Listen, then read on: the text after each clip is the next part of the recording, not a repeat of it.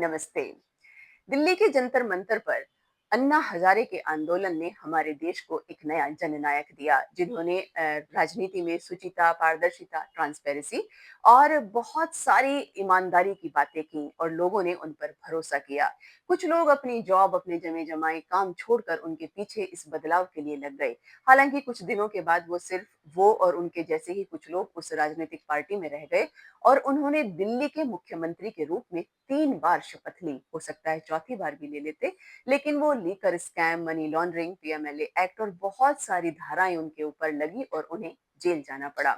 ये पहली बार हुआ कि भारत में कोई सिटिंग सीएम जेल गया और जेल से ही उसने 5 से 6 महीने तक अपनी सरकार चलाई। और उस वक्त वो अकेले जेल में नहीं थे। डिप्टी सीएम और यहाँ तक कि आम आदमी पार्टी की टॉप लीडरशिप लगभग एक वक्त में पूरी की पूरी तिहाड़ जेल में थी।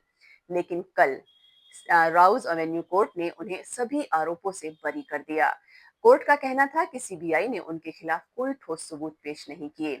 100 करोड़ का एक्साइज घोटाला जो बढ़ते बढ़ते 2096 करोड़ तक पहुंच गया, उसमें हेराफेरी का कोई भी एक सबूत नहीं मिला। हालांकि पहले इस बात के लंबे चौड़े दावे किए जा रहे थे कि 45 से 50 करोड़ रुपए गोवा चुनाव में लगे, होटल के बिल्स थे, ये था वो था, सब कुछ था।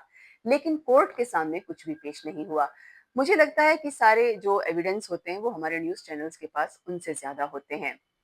बहरहाल सच्चाई जो भी रही हो, अब आपको अरविंद केजरीवाल, जो दिल्ली विधानसभा के वक्त से लगभग गायब थे, कोई पब्लिक अपीयरेंस नहीं थी, कोई उनका बयान हम नहीं सुन रहे थे, अब वो आपको पुराने स्वैग में दहाड़ते हुए दिखाई देंगे। जैसा कि कल ही उन्होंने कैमरे के सामने रो रो कर अपनी कट्टर ईमानदारी वाली छवि का परिचय दिया।